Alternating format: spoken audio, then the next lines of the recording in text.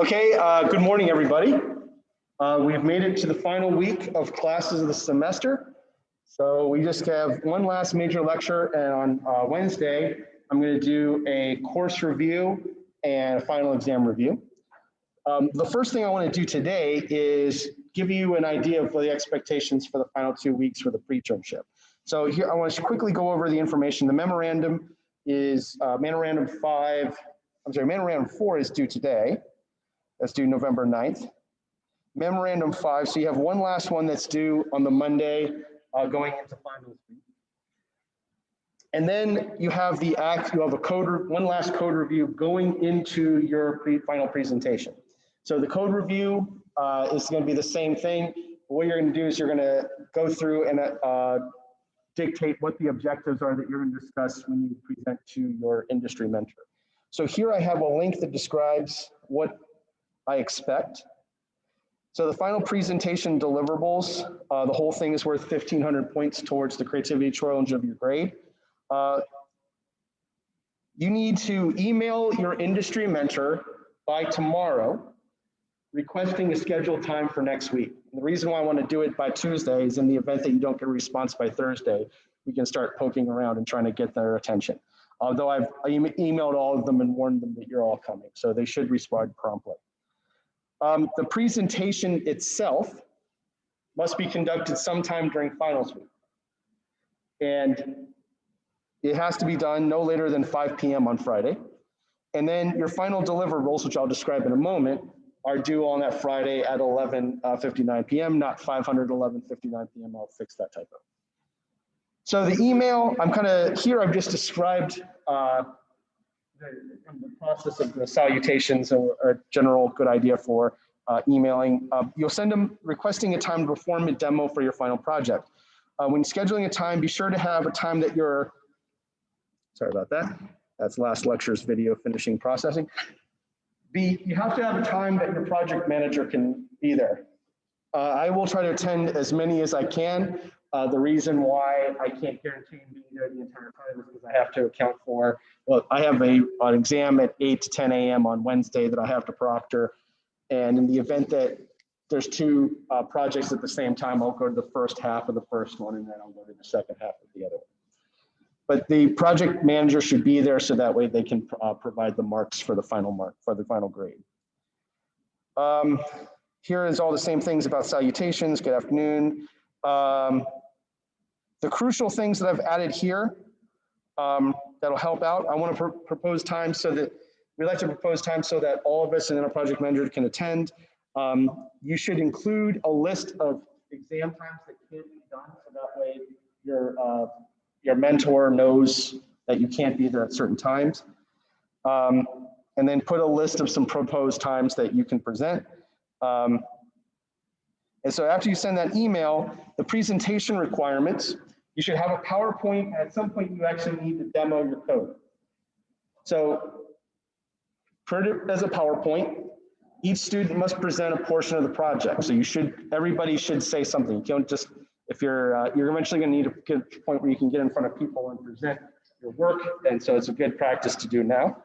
The first part is you give a general overview of the project. So very similar to your introduction where you're going through that first 5 to 7 sentences. Give an overview like that of what you're actually going to deliver. And then describe the work accomplished and the progress you accomplished. So in short, you're describing the results that you did each week. So here's what we did in the first week. Here's what we accomplished. Here's what we addressed based on what we encountered and so on. So you want to describe the whole spiral process. And that here, as I say, the memos in the code review document should help you develop the description of your progress. Give a final and detailed overview of the program that you've actually developed. So you should be describing in detail what the program actually does, like the whole flow of the project, expected inputs, outputs. And just like in the creativity challenges, you should have certain tests that demonstrate you understand what it is that you're supposed to accomplish. So based on these specific constraints, we designed these tests and therefore we are able to produce this result.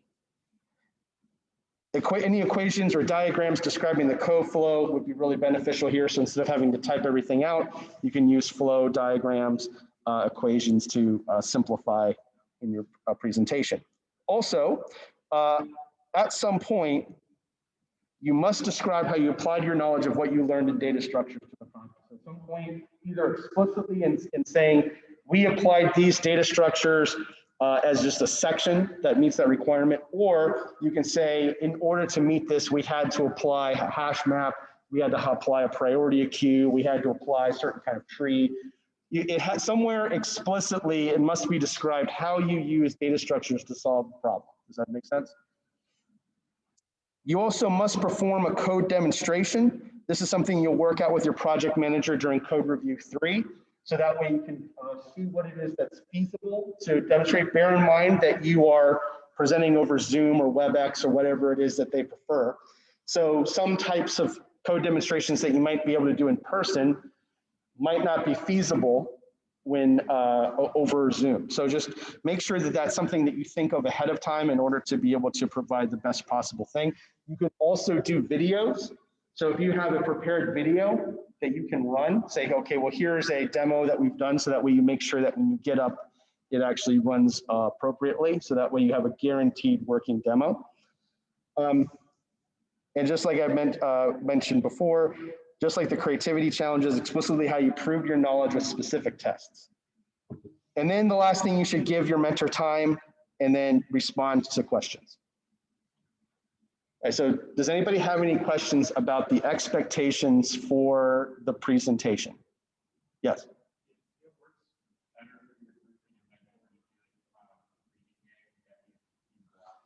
Yeah, provided that it's done. The reason why, to give you a peek behind the curtain, the reason why I'm doing it during finals week is, one, that's a pretty common week for mentors to be available, and two, that gives you the most possible time to be able to work on the project. So the reading days are typically, you don't have somebody throwing exams at you, you don't have all these other projects, and then you have a whole another week where you can catch up and fill in the blanks. If you have it done and that's something that your mentor can do, then that's fine. But you have the final exam week explicitly, so you have the most amount of time to do the project, and that's likely the easiest time to get everybody at the same place to do a presentation. So that's why I picked it that way. But I have no problem if you do it on redo day. Any other questions? All right, so the last thing I want to talk about is delivery of final project deliverables. So this is, the presentation is the first 1,250 points, and then the 250 points towards the final pre-internship grade. You're going to send one last email, and you need to do this by close of business on Friday next week, where you are going to include a zip file or a share of a Google Drive. And in this email, you must CC me and your project manager. That includes all of your documents that you've developed, the code or the best way for the mentor to retrieve your code, the PowerPoint presentation, a replication document, which I'll describe in a moment, and all of your team members' resumes. So a lot of times we've gotten students hired just because we've slipped in some resumes, and then like, oh, they did a really great job on the pre-internship. I know Black & Decker got a couple of students hired this way last year because they're just started passing the resumes around. Also, I have them, which means if somebody comes around and says, do you have somebody who can do this? I go, oh, hey. I call you up, or I shoot you an email and I say, hey, so-and-so is looking, do you mind if I share your resume with them? And then I can help you tweak it if it's been updated since then. But the whole goal is now we have opportunities to put you in the best possible position between now and the spring to really help you get the best possible internship if you so desire to pursue one. Because the ultimate goal of going through this class in systems programming, logic design, and all the other things that you've done is because you ultimately want to get that job that you want once you graduate. So part of this is I'm helping to set you up and take these skills that you've learned in that class, make sure it's reflected properly on your resume, and then put it on. So did you all see that email I sent out, I want to say a couple of weeks ago, where I gave you like a sample template of what you can put in? So that's something I've workshopped with both the Career Center and with several recruiters over at different companies to say this is a really good way of conveying your experience in the pre-internship in a way that gives you an advantage, but at the same time doesn't inaccurately say that you actually work for the company. Does that make sense?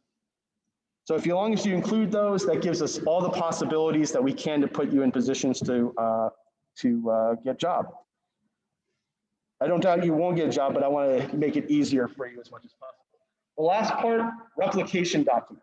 The replication document, it should be a set of directions where somebody can take the code that you are providing and based on these steps, be able to reproduce your results. So basically it's just a set of steps, download the code, and they can get the results that you have presented in your presentation. So my recommendation to you is, if in doubt, find a classmate, find a friend, and ask them to go through your steps. And if they say, well, I don't know what you mean by that, or it's a little confusing, that's a good opportunity for you to get feedback. So that's, if you include that in your email, make sure you thank them, include all of that, send that by next Friday. If you meet all of those requirements, then you will be done with the pre-internship and you'll be done with the semester. Does anybody have any other questions? But feel free, if anything comes up, to shoot me an email to clarify any of my instruction. Okay, so the last thing I would like to cover this semester is an idea called weight-balanced trees. Now, weight-balanced trees, they are a type of data structure where they can give you a really good balance if you know all of the access probabilities in advance. So it's a little different than a tree, which I'll go over the differences here in a moment. And it does get better performance on the average compared to a tree, and it gets better performance on the average compared to a red-black tree. The drawback is you have to know all the probabilities in advance. So there's no way around that. And it's generally really good for pre-processing. So if you have a lot of things and you want to store them, it's good on that front, but it's not necessarily, it doesn't have great insert time. The other reason why I want to cover this in the last lecture here before we do the final exam review is because there's a good amount of math behind it. And this is a good preview for algorithms. So it'll help you kind of slide in and go, oh yeah, that's right, weight balanced trees, there's this whole theory. We'll talk about entropy, we'll talk about Shannon Entropy in particular. And this will give you a way of saying, all right, if I can understand a little bit about how to apply the mathematics, then when you get to things like recurrence relations and you work on things like Fibonacci heaps, it should help you kind of smooth in better. So that should help you in that class. All right, so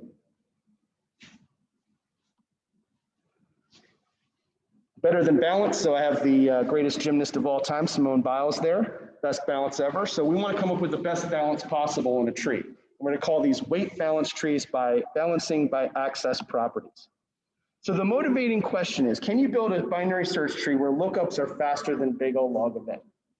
So as you go into algorithms, we have this idea of a moratized analysis, where we're able to come up with some sort of average. And we have a best case scenario and a worst case scenario. So throughout the semester, we've used this idea as a justification for several data structures. We've used it for dynamic arrays because we have this one case where we have to put in everything when we are inserting into the dynamic array, but in general, it gives us a really good case efficiency. We talked about the use of prime numbers in hash tables. When we want to provide a more uniform distribution, we don't necessarily, when the input to the data structure is not well distributed. And splay trees allow us to take advantage of temporal and spatial locality to be able to, when we don't have uniform access, like we're going to have something like a cache memory. So those are when we normally hit on a moratized analysis. And we say that a balanced binary search tree satisfies the balance property if the amortized cost of any lookup in that tree is log of n.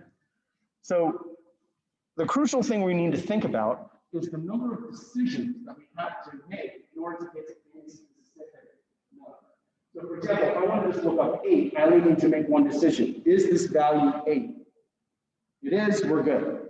But if I want to go down to 9, I would have to say, well, no, 9's bigger than 8, 9's less than 12, 9's less than 10, 9's less than 9. So we have 4 decisions that we have to make as opposed to just 1. So if it's a balanced, what's going to end up happening is we need to get log of n we can put these all in there. So for example, let's consider these two trees, right? With the following access properties.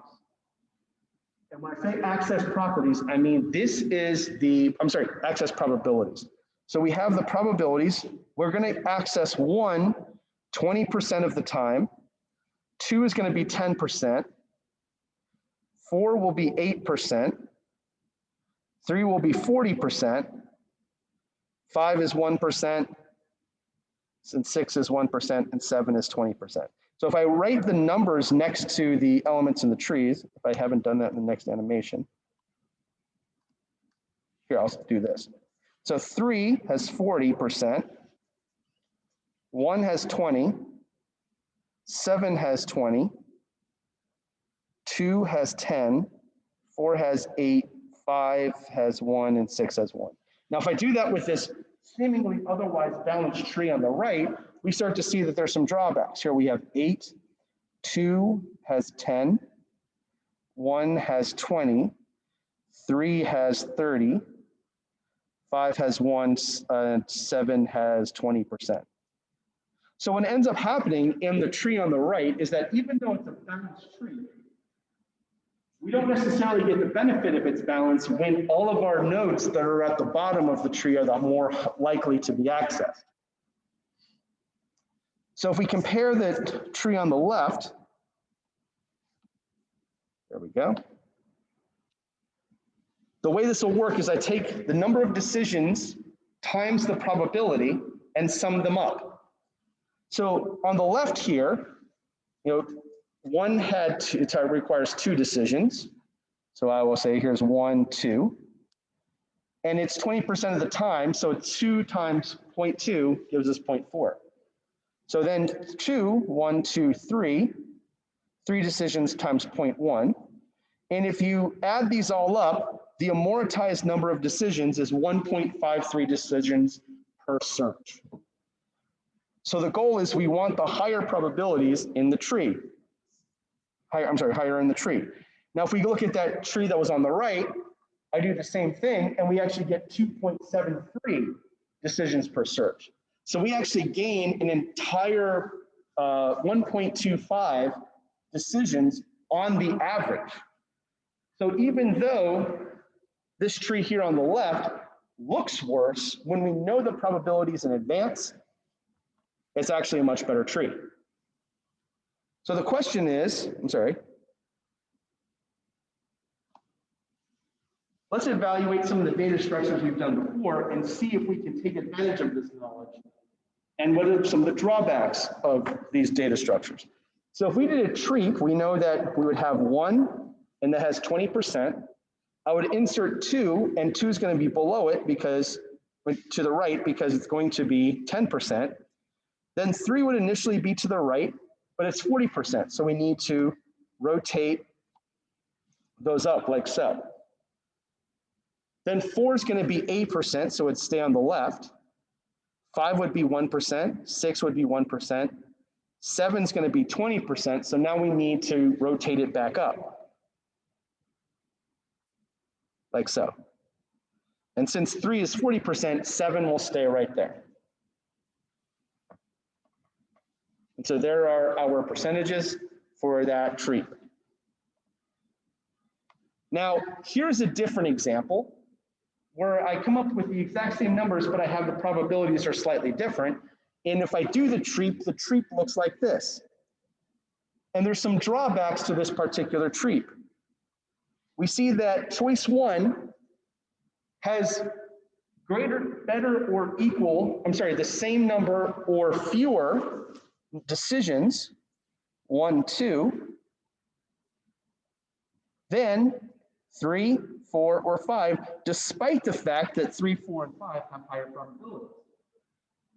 So as a result, we actually lose some advantage, some of that advantage that we're trying to get with a tree. Does everybody see that?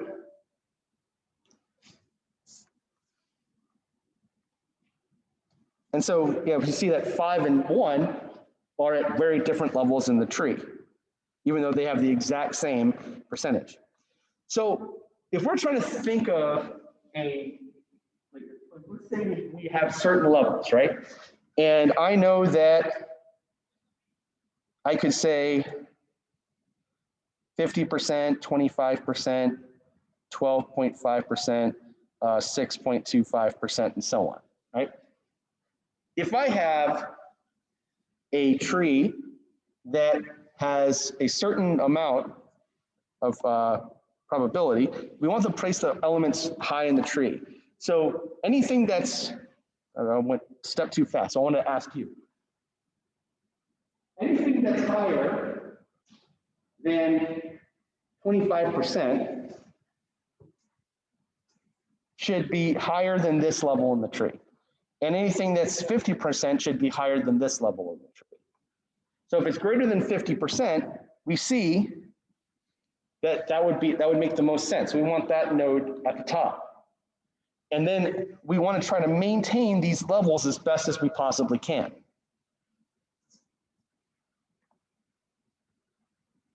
Right, so probability of half shouldn't go below here, probability of 0.25 shouldn't go below here, and so on. So here's a little bit of theory, and this is going to take us to something known as a Shannon entropy.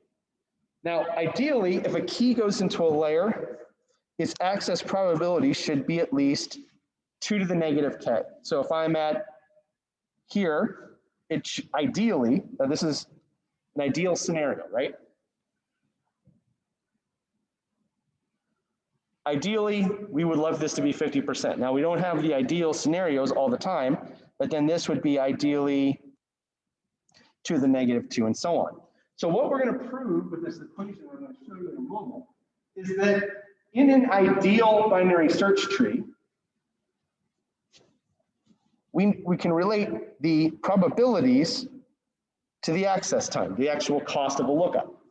So the probability, if we do negative p of I times log of p of I, this will, and we sum them all up, this will actually give us the total cost in the tree. So if I say it's 0.31, then this particular value would be negative 0.31 times log of 0.31. So the reason why this will work out is if it's less than 1, then it will actually they'll call off that negative. So let's go through, let's say access to all the elements is equally distributed, and we're going to check out all of the elements in the specific tree. What's going to happen is we're going to say that this H here, this H of P, is going to be what we're going to call entropy. The whole idea is I'm going to say, well, if I can sum all of these up, then what's going to happen is if there's n nodes in the tree, then I would just take 1 over n now. That's going to be the probability for each specific element. And then I would put negative log of 1 over n as the element inside the, to calculate here. So what's going to happen is, since I'm multiplying them all by 1 over n is going to come outside of the summation.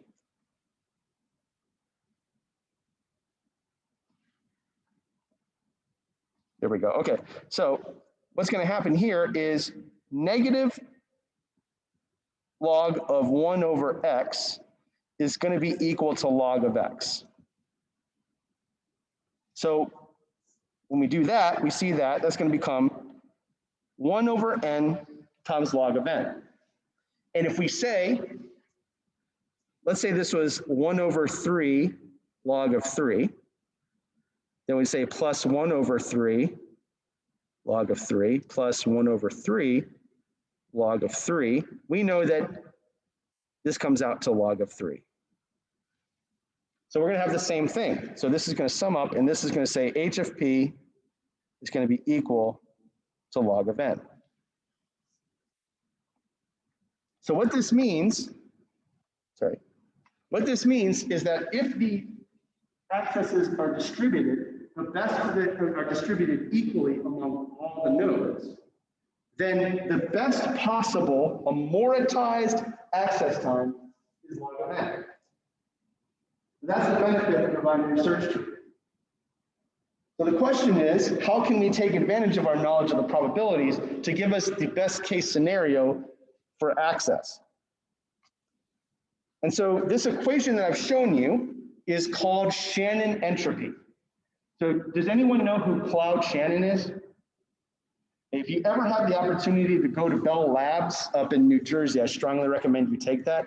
It's a major hub of innovation, and a lot of the stuff that was innovated for the space race was done at Bell Labs. The C programming language was invented there.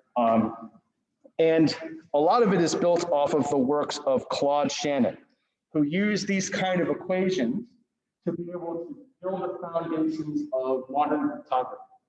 So he's the father of modern cryptography. And he used a lot of these things in multiplexers and things like that to come make the decisions that are nowadays used to do things like the AES encryption standard. So this Shannon entropy is used to determine the probability of any access to any specific node.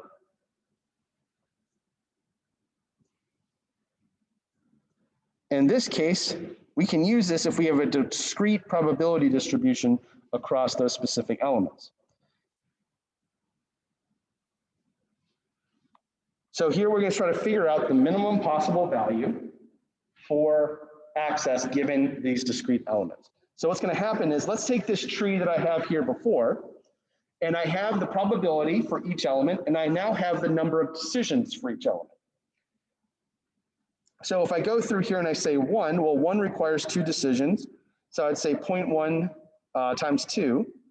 But then I would say, using the Shannon entropy, this would be negative 0.1 times log of 0.1. And that comes out to 0.3322.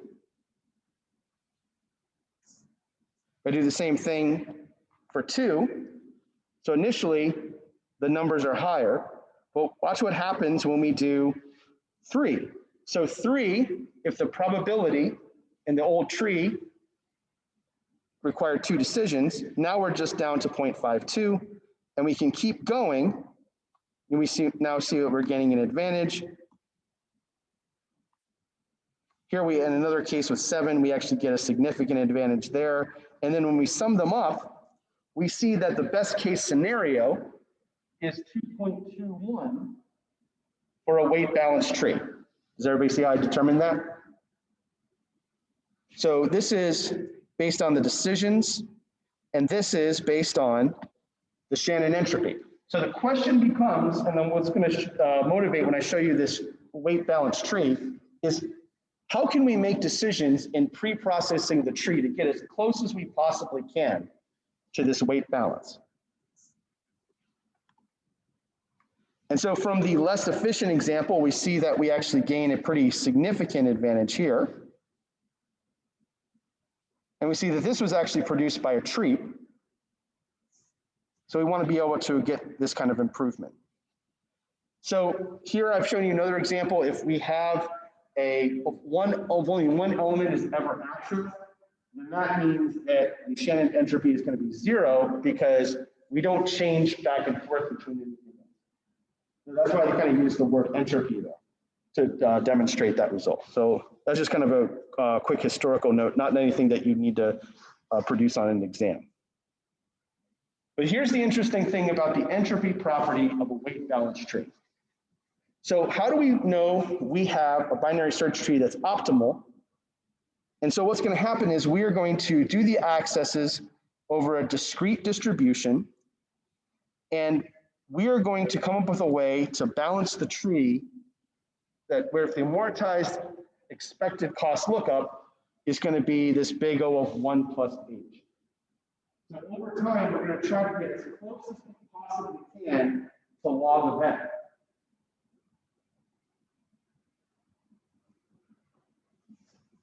And this idea of better than balanced means that if we can get these values that are high probability really close to the tree, with maybe an occasional amortized offset cost of us having one that's really lower in the tree, we would actually be able to beat a binary search tree on average.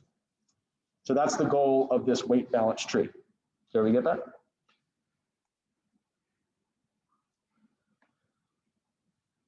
So here is the question, how do we actually do that? So what we can do is we can say that if I can go through here, let's take a first idea and say, well, let's take a crack at this with big O of n. What we can say is if I want to find the highest probability element, I can have that just come up, kind of makes sense, and then we just recursively do this over and over again. The issue is that requires big O of n for every search and can potentially occur a big O of n squared penalty.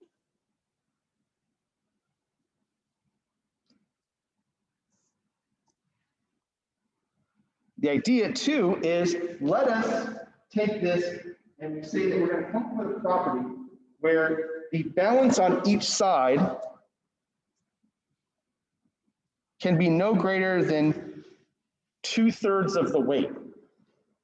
And so what I'll say is I will iterate through until I find a number of elements that is equal to W, the 1/3 of the weight. And what this will allow me to do is say if I take 1/3 of the weight and then I raise up another element, there's no way that this can have 2/3 of the weight.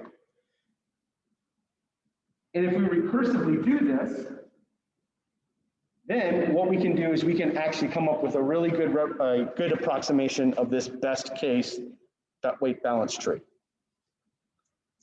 Okay, does anybody have any questions about that before I go to examples? Let me give I see a couple people taking notes, so give me a moment here. Let me also check the chat to make sure. Okay, don't see any questions there in the chat.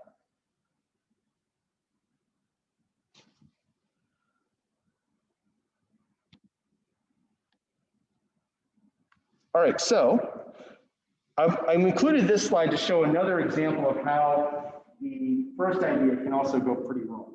So if I'm trying to come up with the best case scenario or the highest probability, I have some sort of value here where A is the probability of 1/5 plus 2E and then 1/5 plus E, and the probability goes like this. If we were to take that and just rise the first element and then do the same thing here, we would end up getting this glorified array multiplication that we had that motivated with the very first time we had that. So what we need to do is we need to figure out a way of getting us a good balance that distributes this. Because yes, we do have the top elements at the beginning here, but this is not necessarily giving us a good amortized distributed result. And so here I have an example. I've performed this operation, P times the number of decisions, 3 minus 5E there. And so that gives us that probability.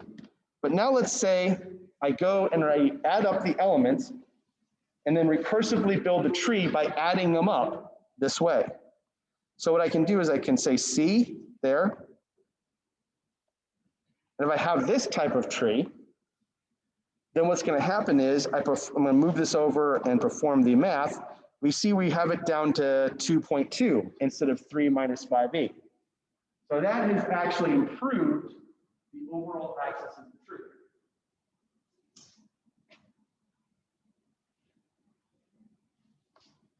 So now what I want to do, okay, so actually I told you the theorem in the weight balance tree with the total weight, the left and the right subtrees each have a weight of at most 2/3 of the weight. And so when I go through the animation, this should be clear as to why this is actually going to be beneficial, but I have it highlighted in red here that our goal is to minimize the difference between these weights.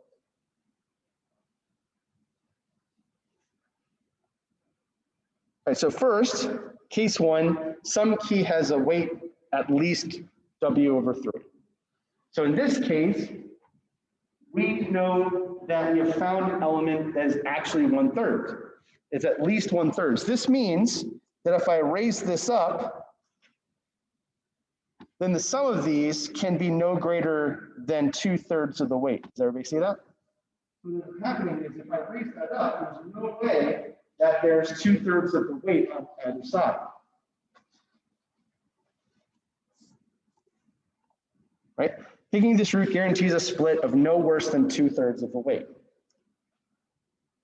So now we're actually starting to gain some balance. And this says a benefit because if it's at least 1/3, it's possibly one of the highest, if not the highest in this particular array. So that was what we call case 1. Does everybody understand case 1 before I go into case 2?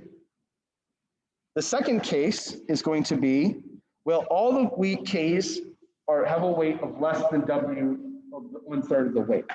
So in this case, what we're going to do is we're going to iterate through, and then we go from left to right until the cumulative weight is at least W/3, which means that the rest has to be less than or equal to 2/3 of the weight. So then we want to raise that node up. This guarantees a split of at most 2/3 of the weight. So what I did is I summed these, and I'll go over the actual numeric examples here, but I summed these 3 up, and then I raised that last element. So that guarantees that this one over here and this one over here, that there's no more than 2/3 of the weight.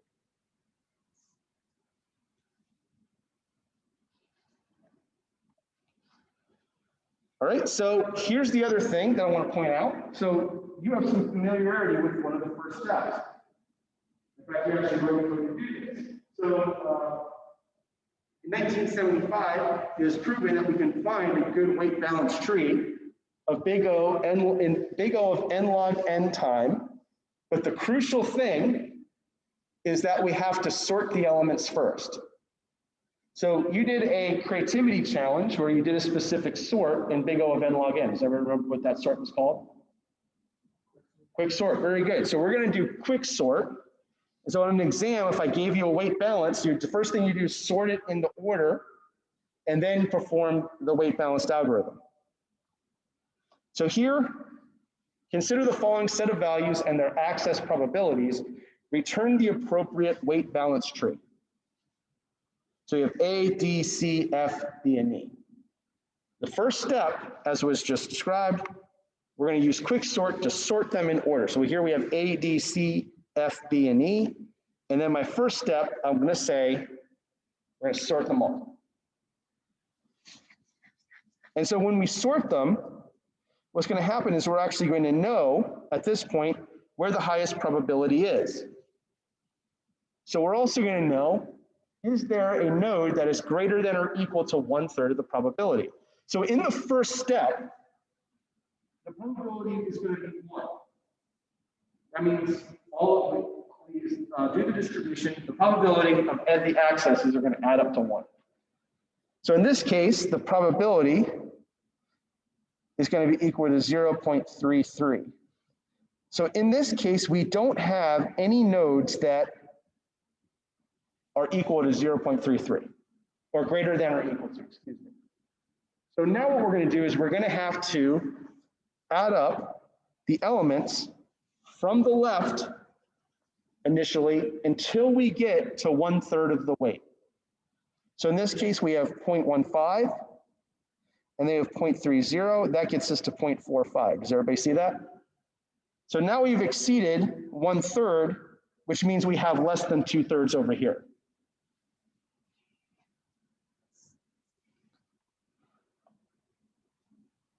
There we go, there's 0.45, that's greater than 0.33. And so that means we raise B up. And so now the weight to the left is 0.15 and the weight to the right is 0.55. And so this means we've accomplished our goal because 2/3 of 1 is 0.67. So now we have met our requirement for this weight balanced tree. Then what we do is we recursively go left and right. And so this is why it's important to understand the weight, even though initially it's 1.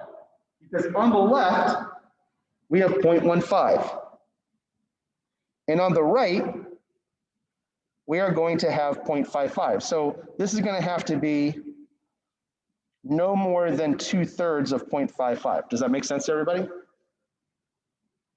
Okay, so what we're going to do, we go left, There's only one element there, so we're good. So trying to focus on the two cases here on the right, we see that we have C is 0.08, 0.31, 0.04, and 0.12. So you go into your calculator and go, well, what is 1/3 of 0.55? And we see that's 0.18. And so we know that here, D has 0.31. So that is now greater than 1/3 of the weight. So we're going to raise that value up.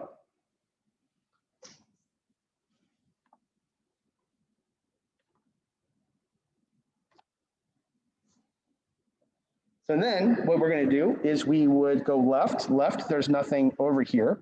And then we're going to go right. And then we see that F is 0.12 is greater than 1/3 of 0.16. So F is going to raise up. And now there is our weight balance tree.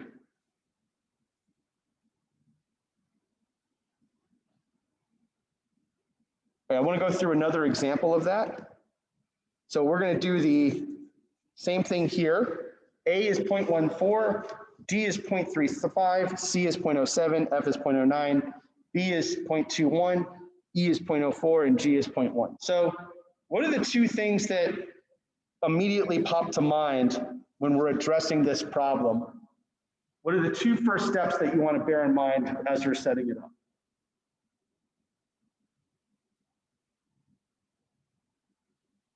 What's the first thing we need to do to make this work in big O of n log n time?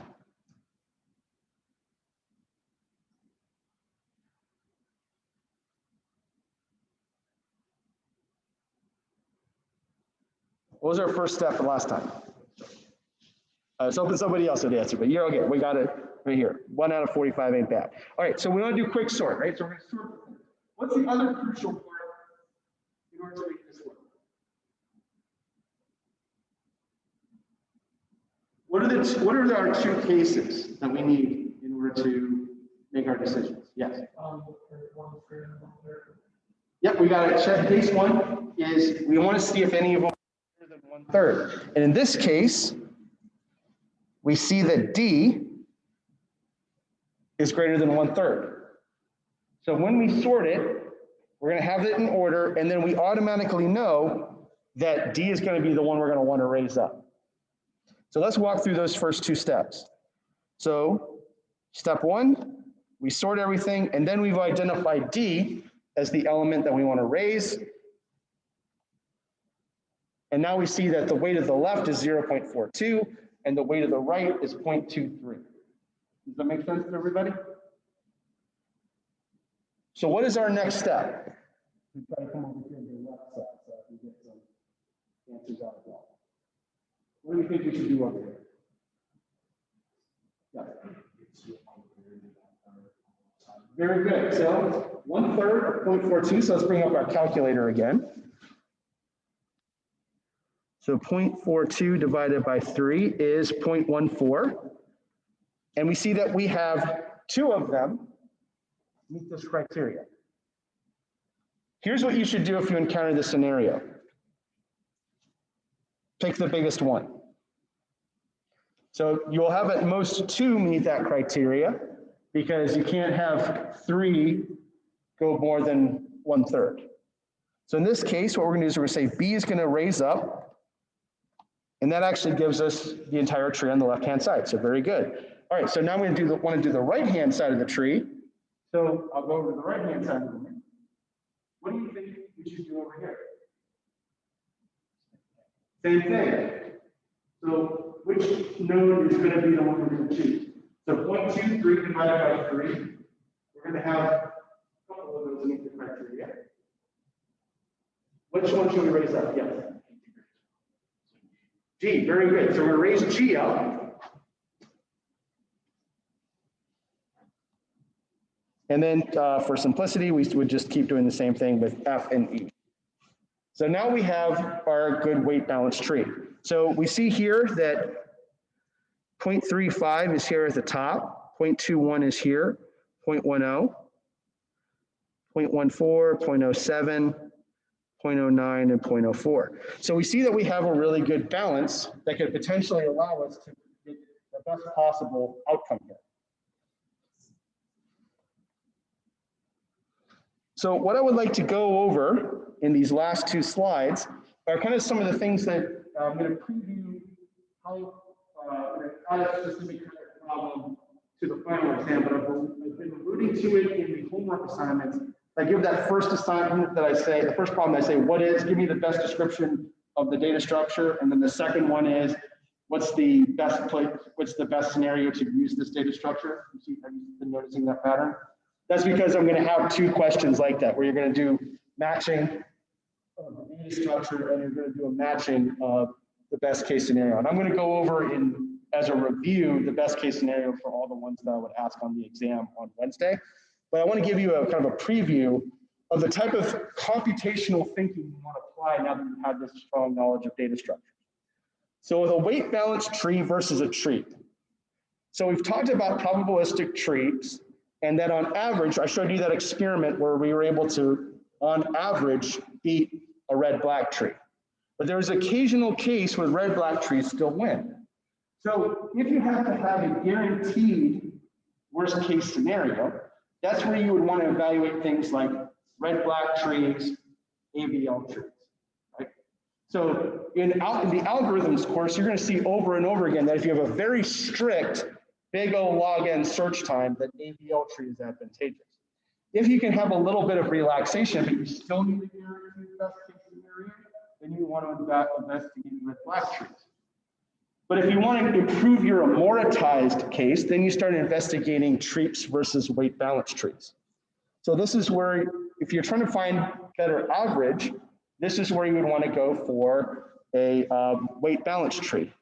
However, the crucial thing is you have to know what it is that you're given as input. It's one of the reasons when I was saying in creativity challenges about this whole, okay, tell me what your design is, what your choices are, what are your tests? So a weight balanced tree versus a tree is a really good way of kind of crystallizing this thought process. A weight balanced tree is restricted in the scenarios in which you absolutely know the probabilities in advance. So the weight balance here, I say weight balanced trees are required in advance. And so therefore, weight balanced trees and AVL trees are good for pre-processing. So if you have a lot of stuff that you need to pre-process and access, like for a database, if you need the exact big O log of n, you can use an AVL tree. If you know the probabilities in advance, you can beat big O log of n, as we've shown here, with a weight balanced tree. But if you don't know the probabilities in advance, a weight balanced tree is not useful in that scenario. Does that make sense? These are the kind of decisions that you'll be making a lot in the algorithms course. And so on the average, the weight balanced tree is better than the tree. The tree can beat the weight balanced tree. But the good thing about the probabilistic tree is that you can generate random probabilities in order to, on average, beat the red-black tree. So does that make sense? So I'll go over a lot in terms of, actually we have a comment in the chat. F raises up, very good, Fankong.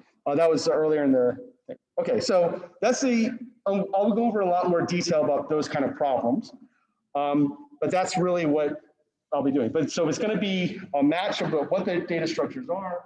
One will be matching about the best case scenario to use a specific data structure. So those will be more of the advanced stuff. So I wouldn't put a thing like a linked list or tree or hash. It would be more like, okay, when's a better case to use a cuckoo hash? When's a better case to use a weight balanced tree? Like the more advanced stuff. But I will go over that. All right, does anybody have any questions? Then congratulations, you've made it through all the material of the data structures course. Way to go.